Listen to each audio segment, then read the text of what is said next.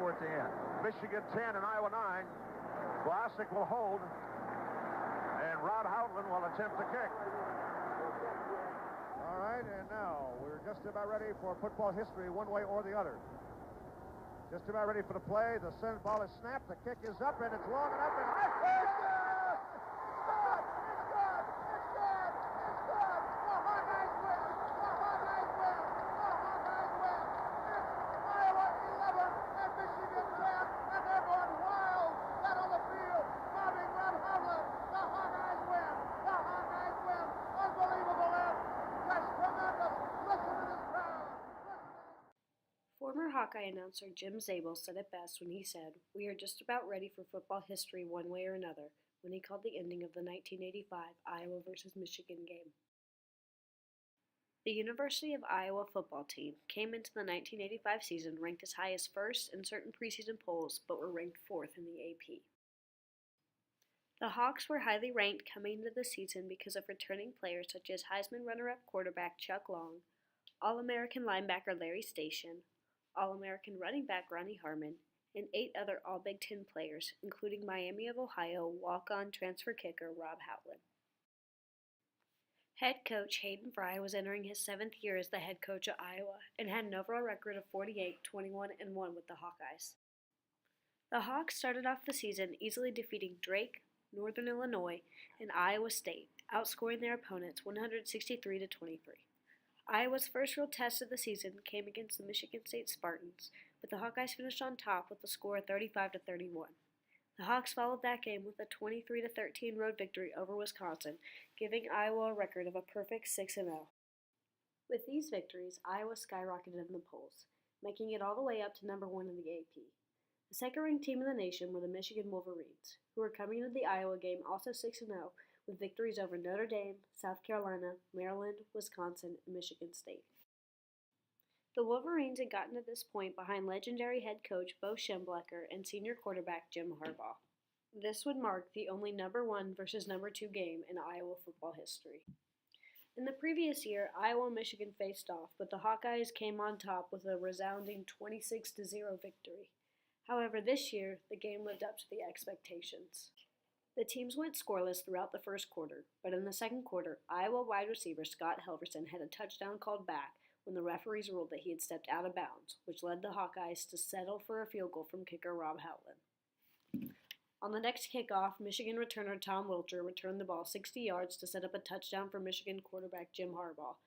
On this drive, Harbaugh repeatedly asked official Jerry Hendrickson to stop the play clock because the crowd was too loud.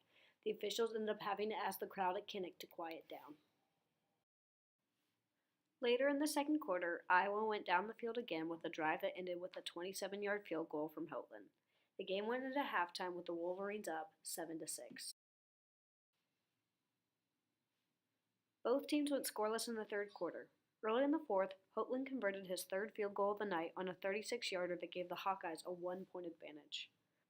On the next drive, Michigan kicker Mike Gillette made a 40-yard field goal, which put the Wolverines back on top. Iowa, led by quarterback Chuck Long, moved the ball down the field and set up a 29-yard field goal try with 2 seconds left on the clock. Fry and the Hawkeyes is a nervous 2 seconds.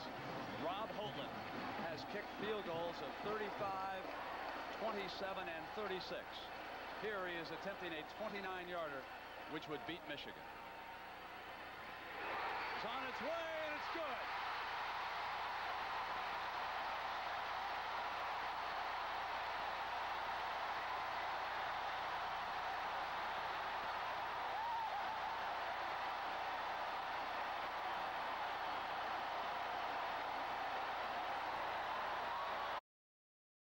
After the victory, even Coach Fry said he'd be voting for Iowa number 1 on his coach's poll ballot.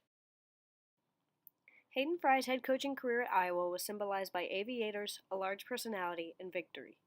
The 1985 team signifies the peak of his career. In just 6 years, he took a program that finished 2-9 the year before he was named head coach to being ranked first in the nation. Fry accomplished this by taking 2-star, low-recruited players like Chuck Long and turning them into All-Americans and Heisman finalists. He not only developed players, but he also developed head coaches. Coach Fry said he never hired an assistant coach that he didn't think had aspirations to become a head coach. The 1985 coaching staff included defensive line coach Barry Alvarez, who became the head coach at Wisconsin and is now the athletic director there, defensive line assistant Dan McCarney, who became the head coach at Iowa State and then North Texas, offensive coordinator Bill Snyder, who is now the head coach at Kansas State, and last but not least, offensive line coach Kirk Ferentz, who eventually took over the position as head coach of the University of Iowa football team when Hayden Fry retired in 1998.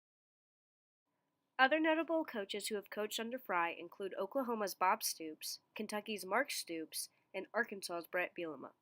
Hayden Fry is said to have the best coaching tree in college football history. The 1985 season epitomized Coach Fry's career, like the Iowa-Michigan game epitomized the 1985 season. If you were to go up to a true Hawkeye fan and ask them about the '85 season, they wouldn't think about the Rose Bowl loss or the Hawkeyes' time as number one in the poll. They'd think about the Michigan game, and how one game can define a season. Like the 2016 Iowa football season, and how in strikingly similar fashion, Iowa defeated the third-ranked Michigan Wolverines, led by head coach Jim Harbaugh, on a last-second field goal made by a freshman kicker in a night game at Kinnick Stadium. When Iowa fans look back at the 2016 season in a few years, they won't think about how Iowa lost to North Dakota State or Northwestern early in the season. They won't think about shutting out Illinois on the road. They won't think about how it's been called a down year after failing in comparison to the historic 2015 season. They'll think of the field of Kinnick Stadium flooded with fans and students after knocking off Michigan, and how sweet it sounded to hear the band play In Heaven There Is No Beer, and how one game can define a season. And ice him again. Keith Duncan, true freshman from North Carolina, from 33 yards, and a walk-off winner. Right through, and the Hawkeyes have stunned the Wolverines. Michigan unbeaten no more.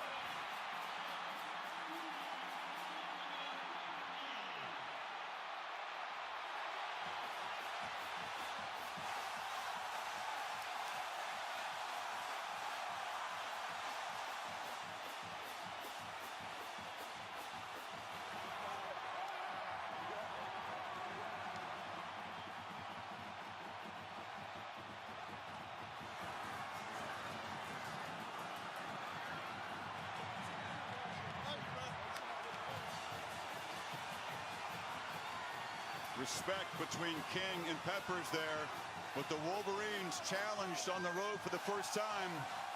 Don't pass the test. And the Hawkeyes, who've been questioned and criticized, very few of these folks mobbing the team believe this would happen tonight, Kirk. What a scene. Not after last Saturday. This is a heck of a moment for Kirk Ferentz and for this Iowa football team.